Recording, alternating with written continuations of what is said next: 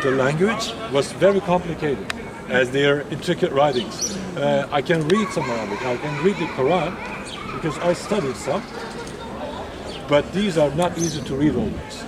They are very intricate, but still we know what is written there. The one on the right says, Sultan is the shadow of Allah. On the left one, it says, everyone who is in need may ask for shelter.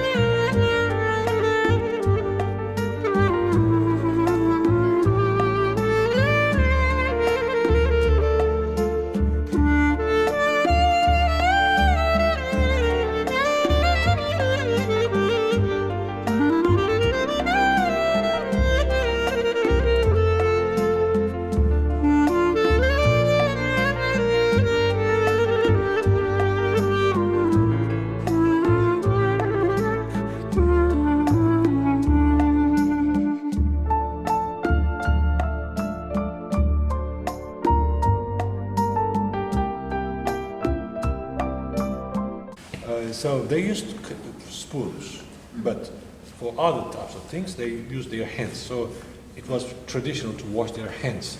In the families they would do it in one of the running water tap or whatever, but in the palaces they did not need to go to the tap because somebody poured it and they washed their hands in them.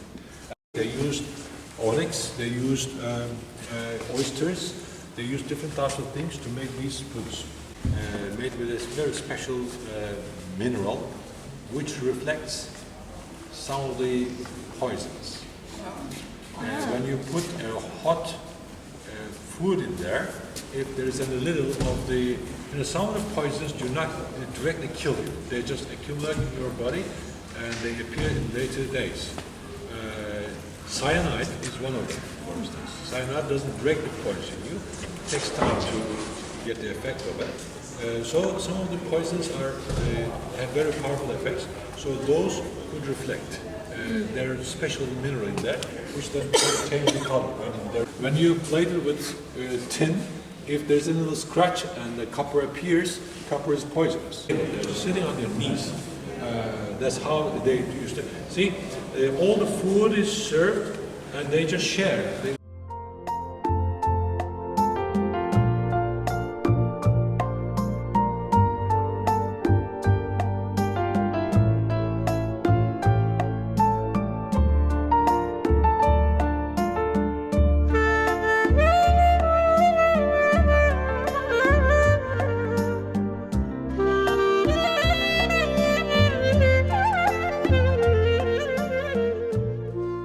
Ingredients together to make a very sweet dessert. We had that at breakfast this morning. These were all fireplaces.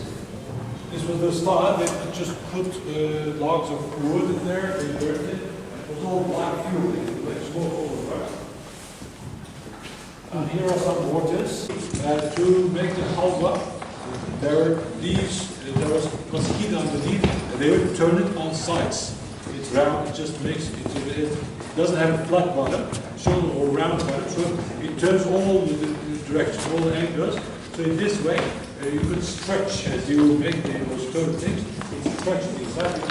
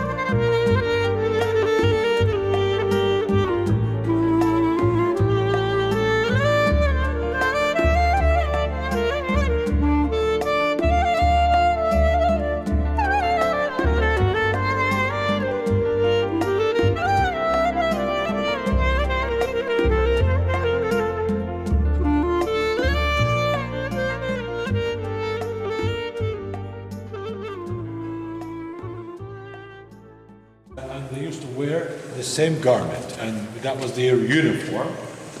They used to grow long sideboards, as you can see, so they were called as long sideboarded people too. Looks like a man. And again, unlike European culture, they do not have a high bed. Cushion area and the lower part, that was their socializing area. Well, actually, for socializing, they were not much allowed to spend time in their sleeping wards. They had because every day they were busy with doing styles. They are all double glazed tile, and the colors used, as you can see, are all floral and blue and red and white.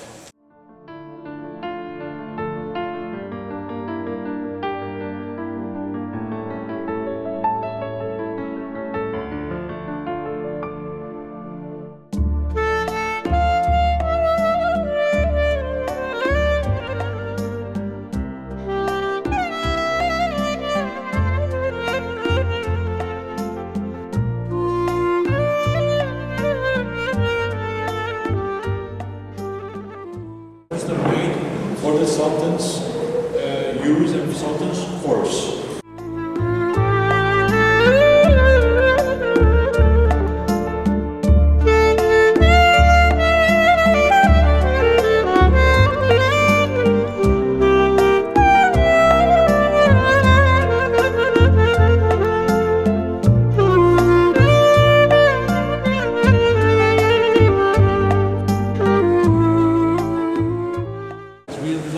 Use symbols for our designs. For instance, look at this one. These are just a cross. This is just a cross, and this is just reflect.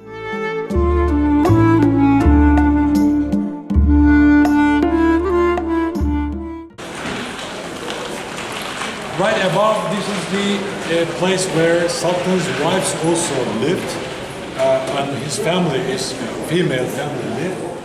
There is a chapter from the Quran reminding that in the Quran there are special rules also given. It says to the public, watch, be careful.